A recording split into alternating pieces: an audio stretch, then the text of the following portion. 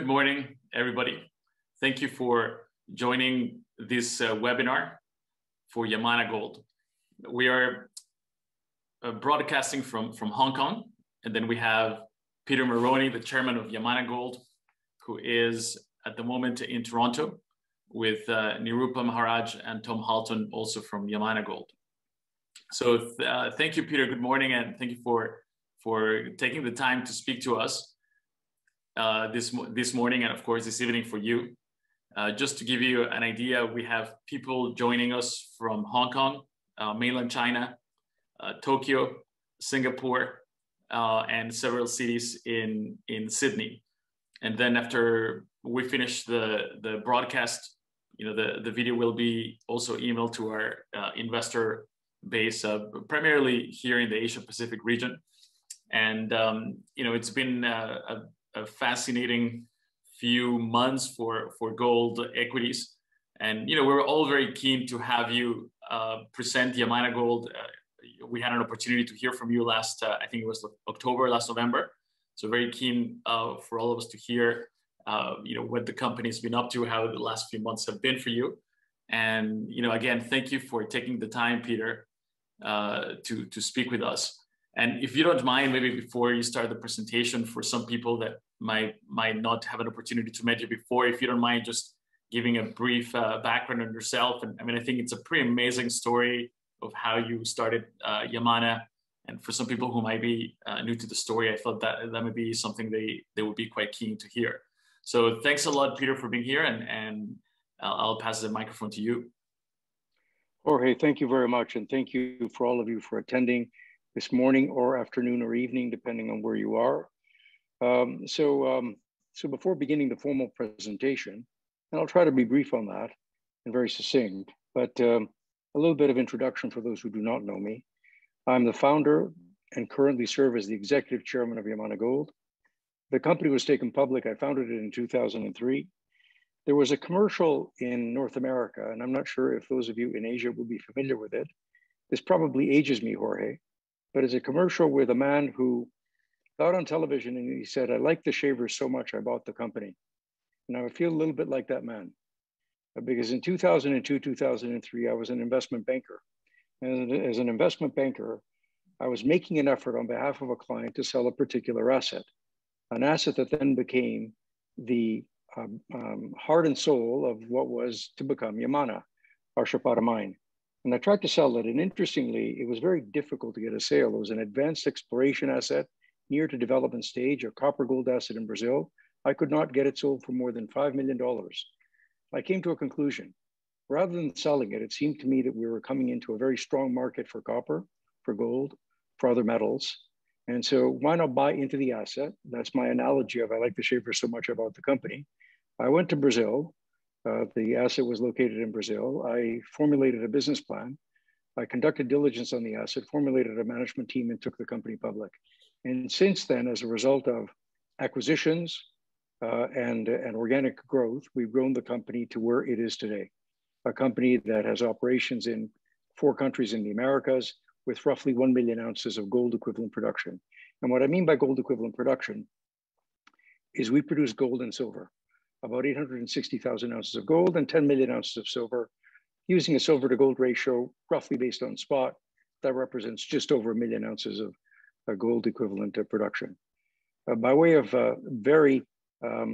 maybe to conclude the thought, I feel a little bit like the man who has gone from the dark side to the darker side to the darkest side. I used to be a practicing lawyer. I became an investment banker.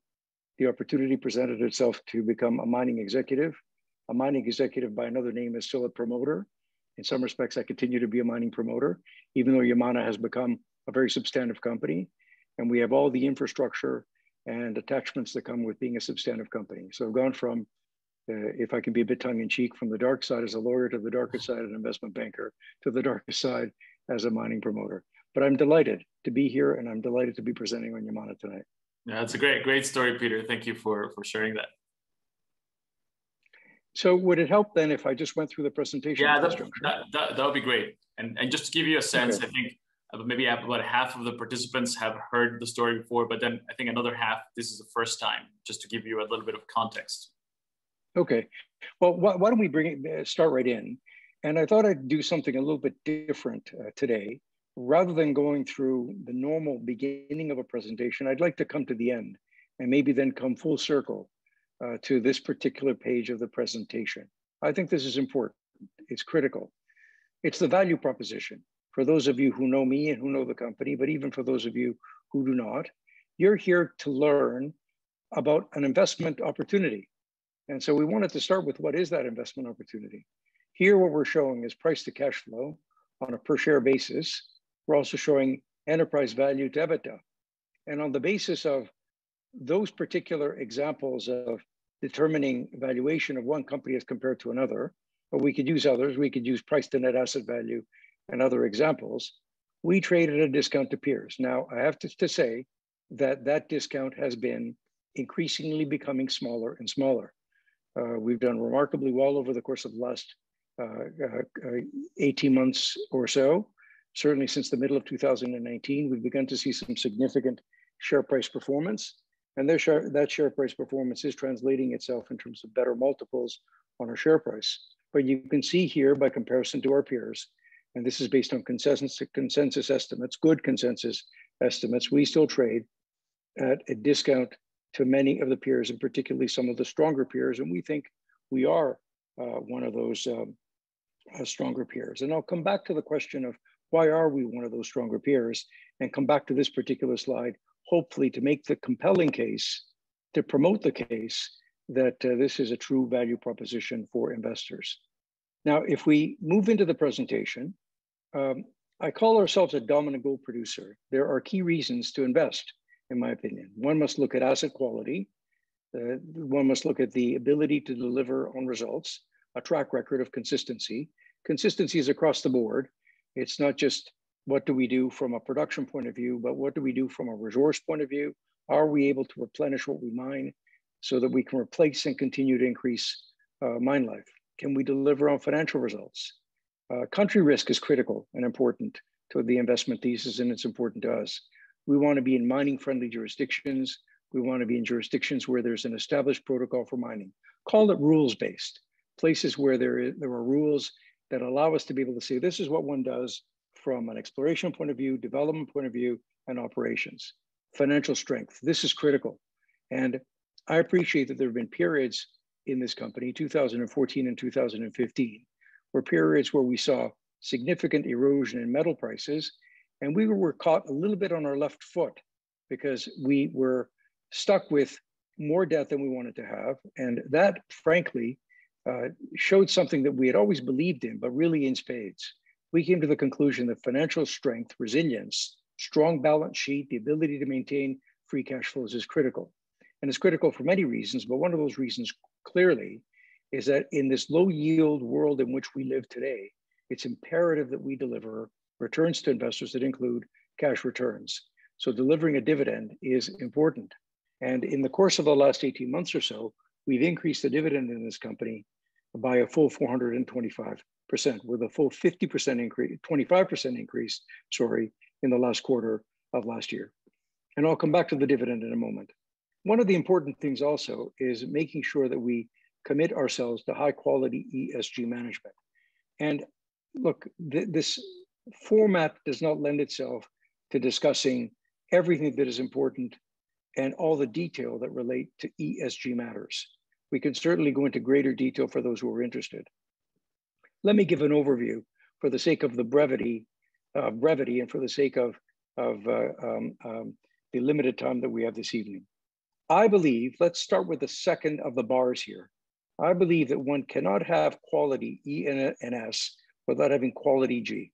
One must have a good governance model, providing board oversight and other attachments that come with governance that allow us to be able to say that this is how we promote ourselves on the environmental side and on the social side. Health and safety. While it is critical today to talk about environment, to talk about climate change, these are things that are important to us, but we cannot get there without first having a culture in a company that cares about people that work with us and in local communities. So we focus on health and safety, we focus on environment at the local level, we focus on our social license to operate, and we focus on high quality and best-in-class tailings management. That allows us then to be able to say that we are amongst the best of the performers in our class on ESG matters. We're within the top 10% of peers on ISS. We're included in the Jansi Social Index for 10 consecutive years. We've published our materials issues report for 14 years running, and we're the best in class amongst peers in ESG scorecards and reporting amongst several investment banks that report on these matters. Again, by way of summary, given the limited amount of time that we have. We look at the slide that follows, we have demonstrated ourselves as prioritizing health and safety with our COVID-19 response. Yes, last year we had 2 operations, one in Argentina and one in Quebec, that were suspended temporarily as governments rightly tried to figure out what to do about COVID-19. We demonstrated to them that we could prioritize health and safety, the well-being of people that work with us in local communities. And interestingly, mining is now designated in the countries in which we operate, the regions in which we operate, as an essential service. And we're up and running at all of our operations. We've had a 16% improvement in our social license to operate.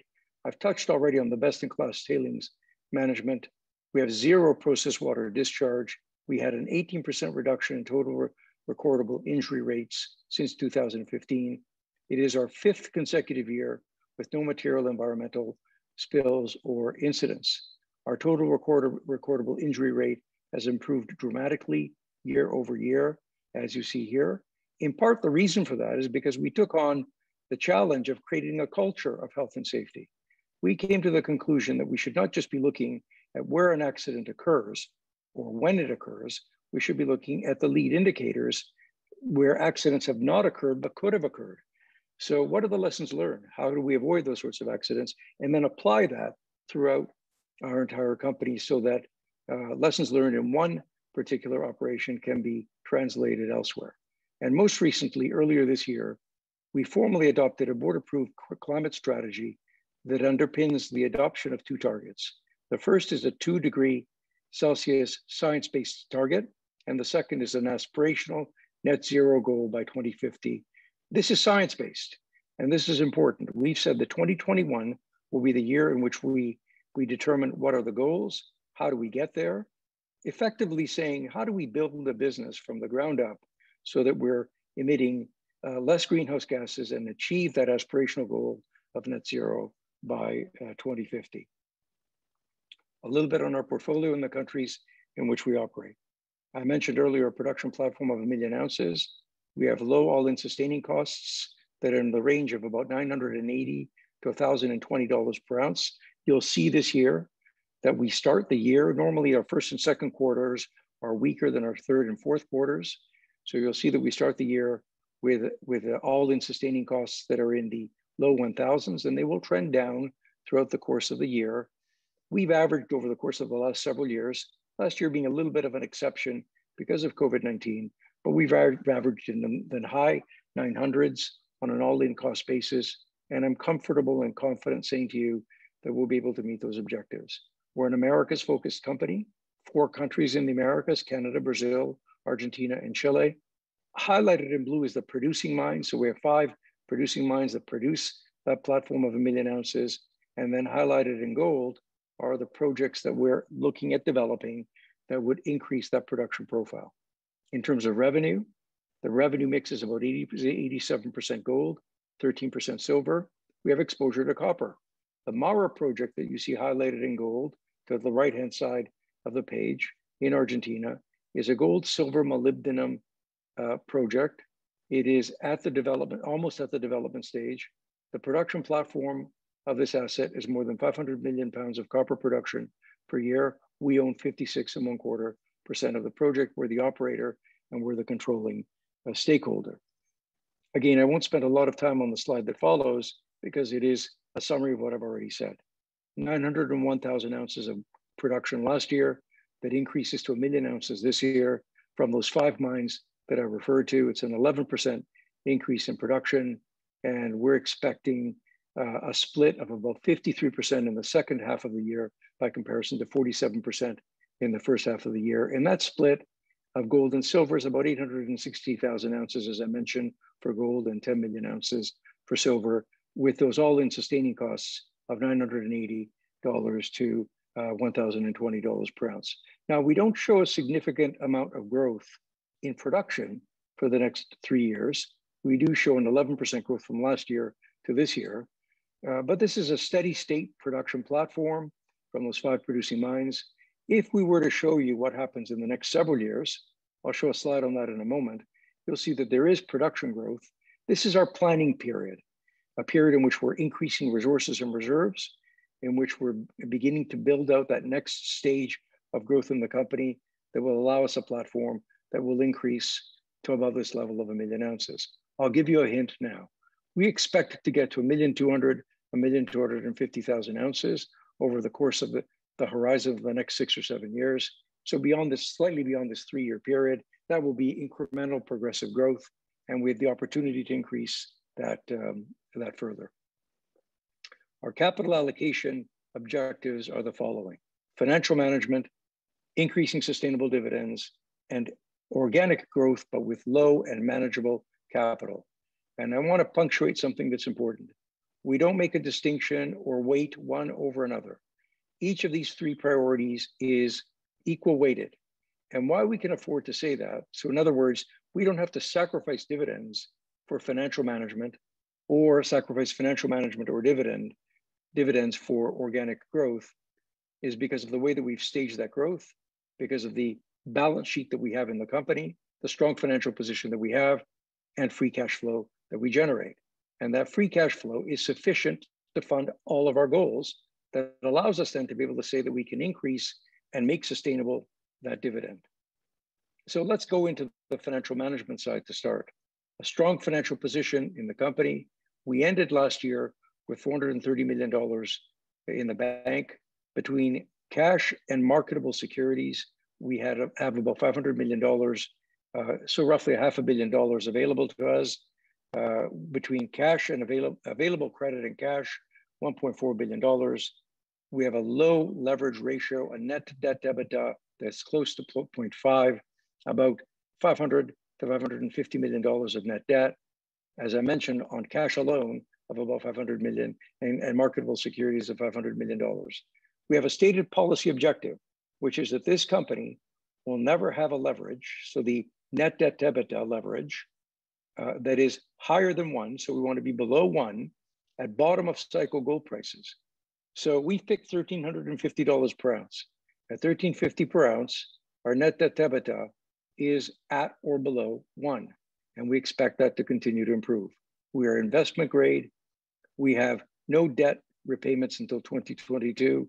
It is a modest and very manageable amount given our cash balances already and the cash flow that we generate of $190 million. And we said we intend to repay it. We're not going to finance it. And we have those strategic investments in other public companies that we've acquired over the course of the last several years that have impressive value to us. We estimate that between Equinox and Nomad Royalties, ownership in a portfolio of other exploration stage companies, that we have roughly in the range of $100 to $110 million that would be brought into our treasury that would further supplement those cash balances. Now, on the page that follows, the slide that follows, I've talked about the dividend already. I'm not going to spend a lot more time on it, other than the trend is our friend here. It's demonstrating that we have a commitment to dividends. We've paid almost $1 billion in dividends since 2007. Dividends create a financial management discipline on companies. They're excellent ways to deliver returns to shareholders. We're currently paying about $100 per ounce. We treat the dividend on a per share basis and on a per ounce basis. We load all of our other costs on a per ounce basis, so why not the dividend as well? It's our way of being able to say that given that our all-in sustaining costs are in the range of $980 per ounce, at another $100 per dividends on a gold price of $17 to $17.50, we're very comfortable saying that this dividend is sustainable, it is manageable, and likely going to continue to increase as it has increased over the course of the last 18 months. And a little bit on the organic growth of the company. And on that organic growth, we have manageable capital requirements. We have a capital profile that supports a balanced approach to capital allocation. We have a modest $100 to $125 million as an average that we commit to expansionary capital per year for each of the next 3. Indeed, that is now 4-year period. 3 years is our guidance period, but we go beyond that. So $100 to $125 million per year on an EBITDA that last year alone was more than $700 million,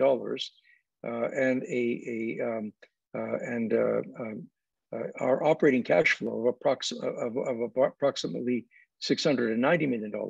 We're in a very comfortable position to be able to say that we can comfortably cover the capital requirements for organic growth of this company. So we're fully funded, and we're fully funded on even our major projects, and that includes our Odyssey project, which is the expansion of our Canadian Malartic mine that expands that very impressive underground opportunity that we have at Canadian Malartic, and I'll discuss that in a moment. But what does it look like then from a big picture point of view? We've outlined, this is public information, we've outlined our strategic outlook, effectively our growth for the next 10 years. I want to highlight something that's important.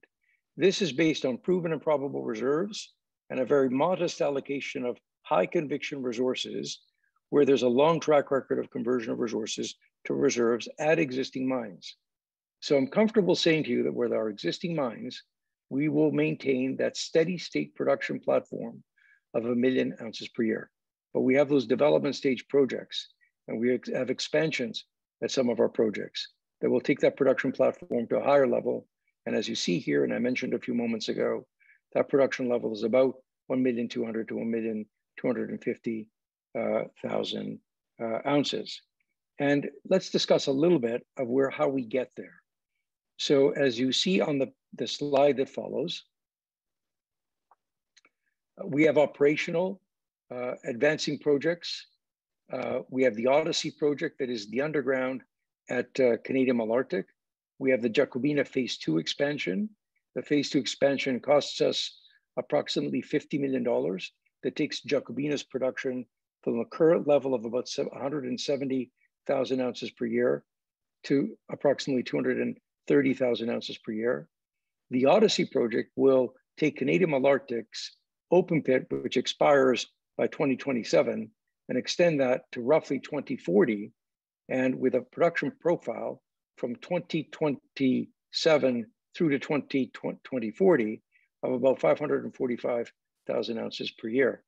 We have exploration at all of our mines that continues to deliver increases in resources and proven and probable reserves that will likely extend mine life. But we also have the ability then, particularly at assets like El Peñón, where we've got plant capacity. So without spending a dime on an expansion, we've got plant capacity. We're running presently below the existing plant capacity. The more we discover, the more we can bring forward, the more then we can get an increase in production. And Peñón already produces 160,000 ounces of gold and roughly 4 to 5 million ounces of silver for a gold equivalency of about 220,000 ounces. We can take this mine to likely closer to 250 to 260,000 ounces with that plant capacity. We're looking at a third phase of expansion at Jacobina. And finally, we have projects like Wasamac. Wasamac is a purchase that we engaged in late last year, very inexpensive for us, mostly in cash, a little bit in stock. Wasamac already has 1.8 million ounces. It is already at feasibility study stage. We're already going through the permitting process, and we expect to get a production platform of 160,000 ounces per year. Mara is that impressive copper, gold, molybdenum project in Argentina with a 28 to 30 year mine life and 500 million pounds of copper production per year, where we own 56.25%.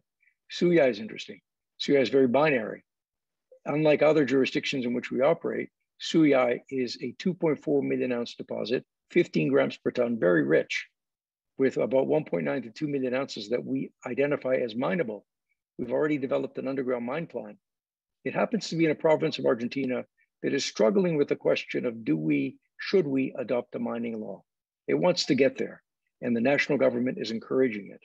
We happen to have this exceptional project in country that would go through the development phase very quickly once that mining law is passed. Let's stay tuned on that one. But Suyai, with a local partner, we entered into a joint venture last year where they take 40%, we take 60%.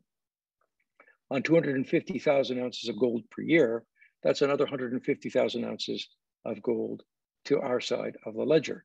And as you see on the slide that follows, that production platform that I spoke of 1 million ounces steady state, 1.25 million ounces as a result of growth coming from Jacobina's phase 3, El Peñon's optimization and plant capacity opportunity coming from Wasamac, can be taken to a significantly higher level. We estimate another 200 to 300,000 ounces of gold equivalent coming from Mara, coming from these expansions and optimizations, and coming from Suyai, and another 260 million pounds of copper. That 260 million is our 56% of the production platform of just over 500 million pounds per year. We have a generative exploration program in the company, as you see on the slide that follows. 7 identified opportunities, 5 hardcore opportunities in Brazil, 2 in Canada, 1 in Canada, Monument Bay, and another in Brazil, Lavra Velha, where there's already an identified resource, at least in the inferred category, of approximately 500,000 ounces. Our objective in the next 3 years is to get to 1.5 million ounces. And why? That gives us a platform to be able to say we can get 150,000 ounces per year. Now, this is a 10-year horizon, 3 years for resources, and then 10 years ultimately to be in production. But it's the 3rd generation of mines in this company that would further increase the production platform of the company. So coming back full circle to where I started, given the jurisdictions in which we operate, the mining friendliness, the low cost of our operations, the impressive growth that we have, the resilience of our balance sheet, fully funded in our business, the strength of our dividend, the value proposition is here, ladies and gentlemen. And if we look at how we trade as a comparison to cash flow and enterprise value to EBITDA, we could look at net price to net asset value as well. We're trading at a discount to peers. That gap has been narrowing significantly in the last 15 to 18 months. I believe that it will continue to narrow. And this is an excellent time to be investing in this company. So Jorge, that's our presentation. And with that, we can open it up to questions. Fantastic. Yeah, thanks a lot. That was a very impressive presentation. And we do have quite a few questions that came in. And for everybody who might have more questions, you know, there's an icon in the Zoom software that says Q&A, and you feel free to add any more questions there. So I'll start with some of the questions we've received, some so far. Given where the market is and how it has moved up, do you still see potential for M&A opportunities? Notice you didn't mention it in the presentation, and wonder if that is part of your strategy or more focused on organic growth. I'll tell you something. There's a difference between being an investor in something and being a buyer of something. When you're a buyer of something, you've bought it for life. When you're an investor, we're effectively renting the stock. We may be in it for several months, several quarters, perhaps even several years. So in many respects, the answer to your question is, let's look at the landscape. There are many opportunities for investment that I see out there, but there are very, very few opportunities for purchase. Because when we look at purchases, we're looking at things that are important, should be important to investors. We look at returns on our investment. Even though we're using our stock, we may not be using cash to make purchases. We are paying a price for those acquisitions. And if you're paying a price, you have to be able to demonstrate that you can deliver a return on your investment, a return on invested capital. We focus on 2 primary measures. One is profitability ratio, and the other is cash return on invested capital. When we look at the profitability ratio, essentially what we're saying is, what profit can we drive? What cash flow can we drive from the investment that we make? We compare that to opportunities that are inside our company, Jorge. And when we compare it to what's inside our company, it does not fare well. It does not compare well. So I encourage people to look at investment opportunities and say, look, it still has opportunity and chance for upside. But as a buyer, we have to be able to demonstrate those returns. On cash return on invested capital, we want to be a multiple of our cost of capital. We want to be to the double digits and into teens. And if we can't get there, then we would rather pursue organic opportunities. We've got plenty of that. We don't have to look at M&A. And that in part explains why I didn't really focus on the M&A side. Yeah. There have been periods in this company where M&A has been critical, even though we had organic opportunities clearly inside the company. We could see clarity that we could deliver value off of opportunities that were outside of the company. Canadian Malartic is an example of that. Canadian Malartic was the subject of a hostile takeover bid in 2014. We came in as the white knight. We saw an impressive value proposition that we could deliver cash return on invested capital that was into the double digits and teens. And we already saw the opportunity for that underground. We could not have imagined that it would be 14 million ounces underground and 7.3 million of those would be mineable. It's a lot bigger than we thought that it would be, but it's delivered impressive returns. Wasamac is a lot smaller purchase. It's earlier stage. It's at the development stage, but we looked at it from the same lens. Can we deliver those returns? And if we can, we'll buy it. If we can't, thank goodness we've got great organic opportunities inside the company. Great. I have another question here. They're sort of related, so maybe I'll ask them together. So one of them is, what role do the copper byproducts and your copper assets play in the company?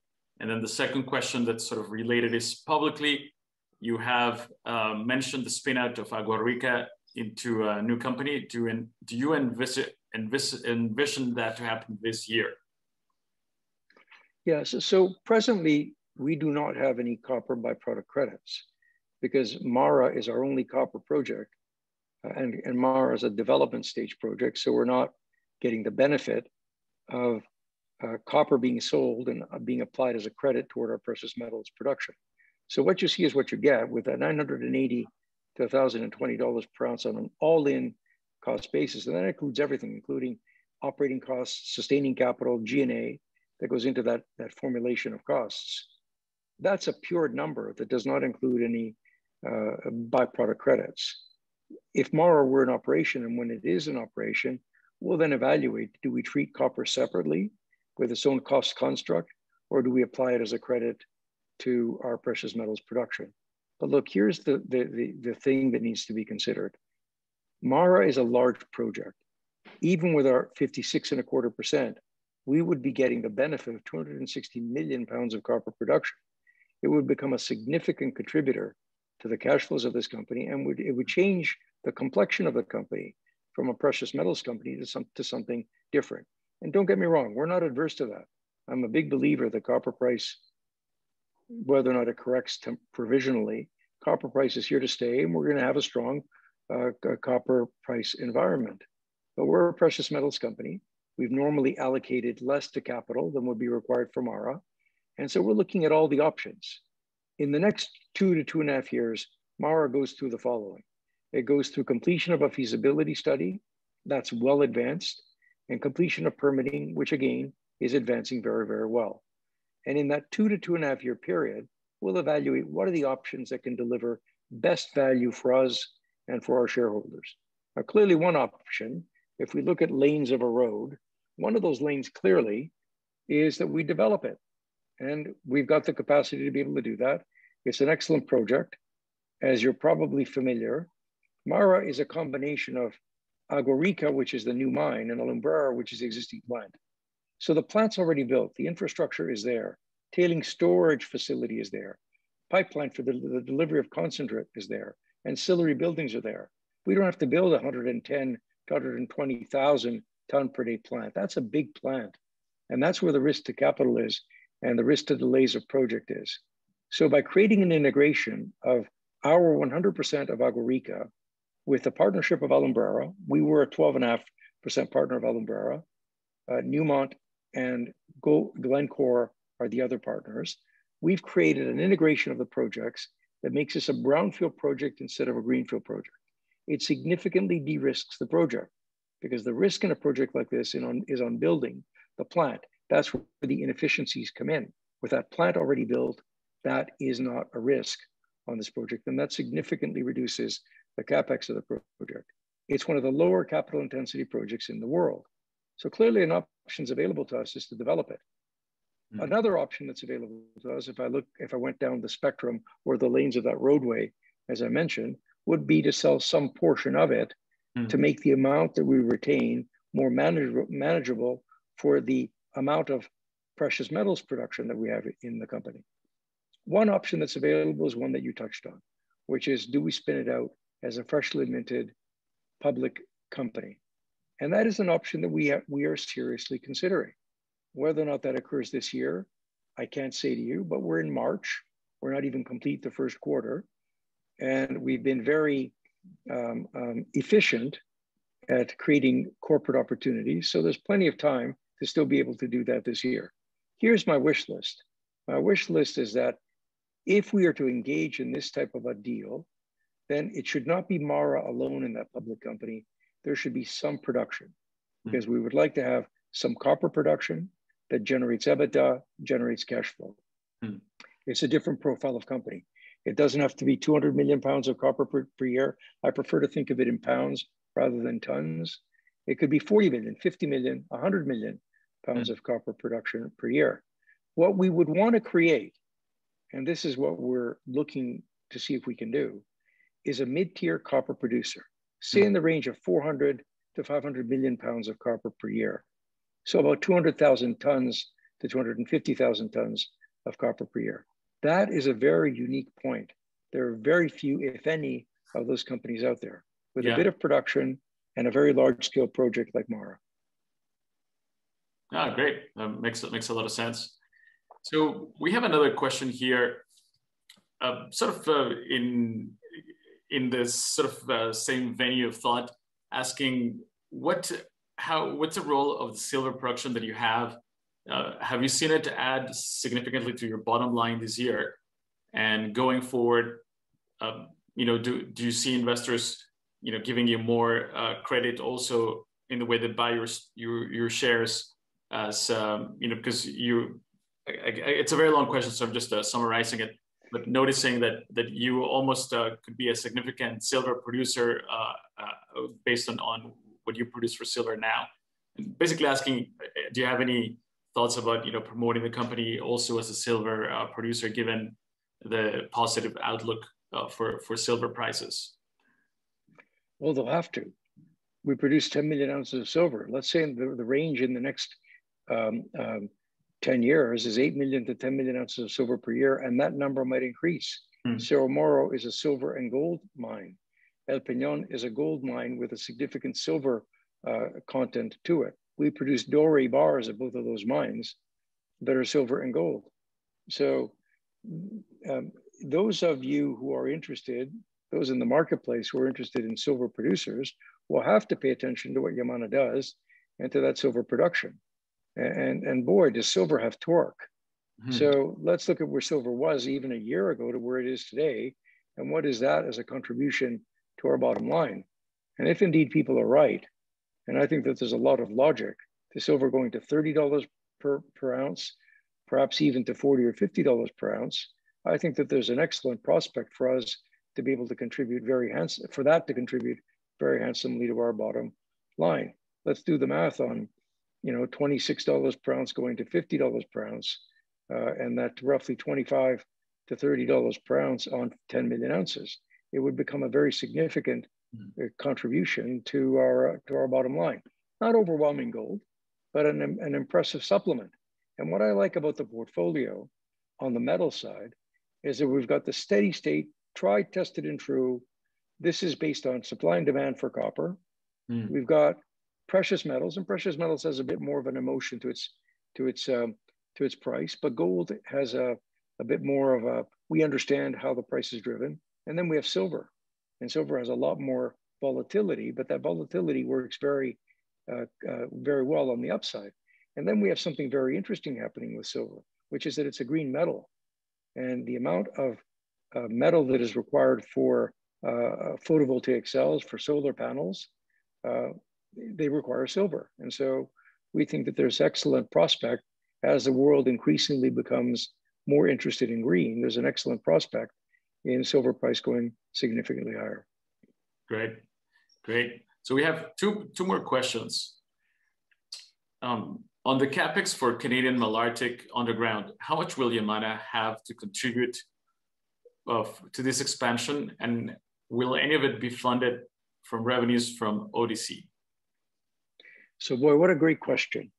And it's a great question because there's an excellent answer.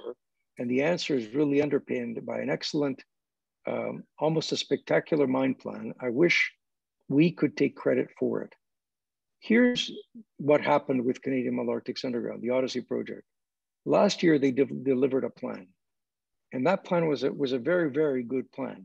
A plan that started production from underground in 2027 with an average production of about 450,000 ounces per year. Both us and our partner went back to the management of the operation and said, this is fine and dandy, it's a good plan, but we've got a gap because the open pit expires in 2027 and there's a ramp up on the underground of 2 to 3 years. And so it creates a gap in production where production declines from the roughly 600,000 ounces today to the 545,000 ounces coming from the underground. It declines significantly in the range of 100 to 125,000 ounces for several years. Can you fill that gap? And late last year, early this year, they came back with that excellent plan. And they deserve an impressive amount of credit. We've stress tested it, we've peer reviewed it, both us and our partner, and come to the conclusion that it is an exceptional plan and good on them. Why is it exceptional? Number one, it fills that gap. But number two, and more importantly, more critically, what it does is it brings production forward from 2027 to 2023. So here's the approach that we're taking. We're sinking a shaft to the depths of the ore bodies and where the better ore is. But we're also sinking a ramp, we're excavating a ramp into the upper ore bodies. So from 2023 to 2027, on a 14 million ounce platform that likely will continue to grow, and as I mentioned a few moments ago, already 7.3 million ounces in inventory as mineable, 932,000 ounces gets produced. So from 2023 to 27, before we're into the thick of it with that shaft and the hoist, with a major production coming from the underground in 2027, we will produce almost 1 million ounces. And that 1 million ounces, if we look at $1,550 per ounce, generates enough cash flow to fund 50% of the, just over 50% of the development costs for Canadian Malartic's Underground. So add another $200 to the gold price, and that funds almost 75%, perhaps as much as 80% of that development. The development CapEx is $1.3 billion. 50% of it is for our side. We own 50% of the operation, and that's to be spent over 6 years. But we now have this excellent plan that allows us to get more than 50% of it, even at 50-50, $1,550 gold. More than 50% of it is funded by the same ore that is already in that underground. And I think that that is something that cannot be overlooked. It's a self-funding plan.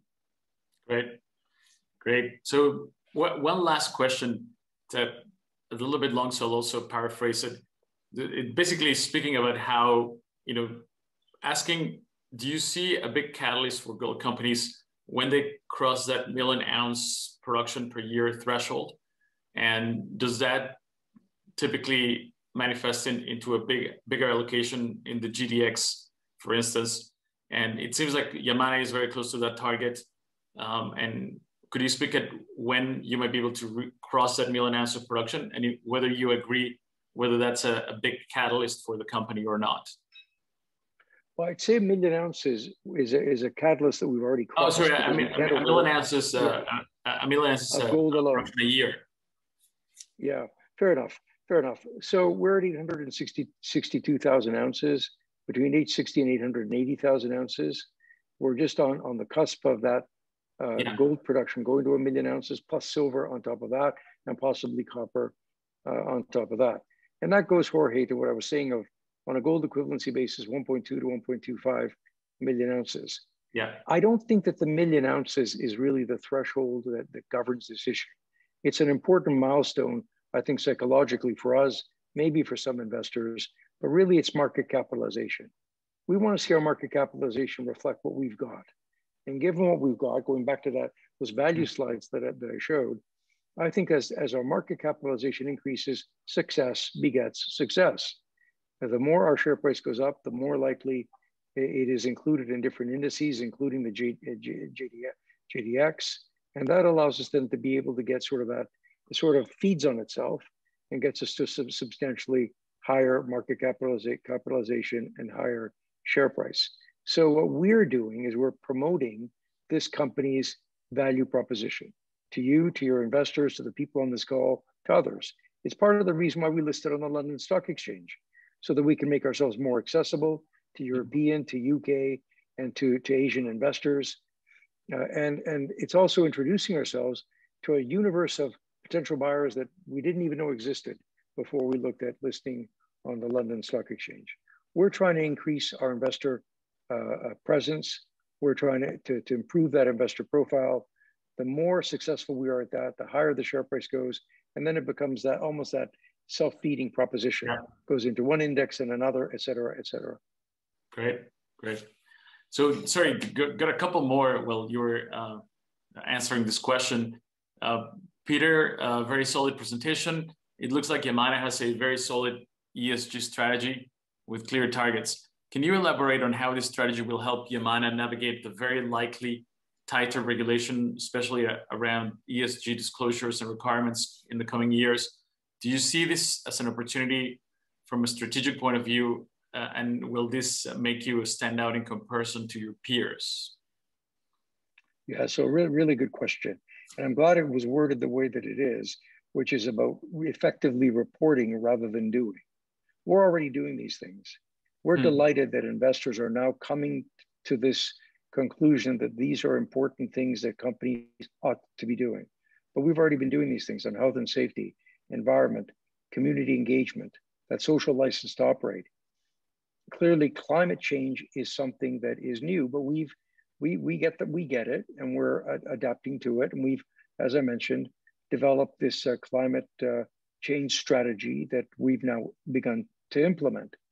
So on the reporting side, we've been reporting all of these issues in our materials issues report. We're now into our 14th year. We've got 13 materials issues report already on public file. And what's interesting is that very few of our peers go that far back. So we've been doing this for a while. Now, here's the challenge. The challenge is that because this is new to the investing world, or relatively new, everyone in some respects is jockeying for position. Which index will prevail? What should the reporting standard be? What sort of boxes need to be checked so that we can create some consistency? We're hoping that that consistency gets created. But in the meantime, what we're doing is saying, if there is something to report, we will report it. If there's something to say, we will say it, because we're already doing it. Great. And then one last question, Peter, is asking how much of your production as a percentage every year comes from Canada? And do you have a plan to expand production in Canada? I think you've answered it somewhat, but this is the last question we received. Yeah, so absolutely. So right now we're producing about 330,000 ounces to 350,000 ounces per year coming from our 50% of Canadian Malartic. That's on that platform of 860,000 ounces of gold, or just over 1 million ounces gold equivalent between gold and silver. So let's say in the range of, on gold, close to 40%, and on all precious metals, about 30% to one third. That number will increase. Wasamac will be contributing to that. Wasamac will be another 160,000 ounces. Frankly, I think it's going to be more than that. Well, it's already gone through feasibility study. We're updating that feasibility study. By the third quarter of this year, we've indicated that we'll provide an update. We're looking at, given our experiences with Jacobina as big bulk tonnage underground, Canadian Malartic's underground, other experiences that we have in the management of the company, we're looking at the high probability that 1.8 million ounces actually increases to a bigger number. And that means that we might be able to get not only more years of mine life, but more than that 160,000 ounces per year. So I'm comfortable saying to you this today, that we're looking at a range of 160 to let's say 200,000 ounces per year. Somewhere in the middle of that is likely where we will end up. And so if we look at it from that lens, then we're looking at a production platform of about 500,000 ounces coming from Canada. So we would be one of the major Canadian precious metals producers, even though we have operations and production coming from high quality South American countries as well. And 500,000 ounces is a big number. And in that is Canada's largest gold mine, which is Canadian Malartic. Fantastic. Well, Peter, that was a fantastic presentation and great answers. That maybe another occasion we have a bigger opportunity to learn more about your story that you were sharing at the beginning. I'm sure a lot of people would be interested. I thought a fantastic introduction for, again, anything different from the last time you came to speak to us. We had more participants in more countries in Asia, since things have gone digital. We've before we used to pretty much only talk to investors here in Hong Kong. Now we speaking to people more broadly in this time zone, and looking forward to hosting you again. Probably not in person anytime soon, the way things are looking, but definitely if you want to come back in a few months and give an update, I'm sure it'd be very well received. So thank you very much, Peter.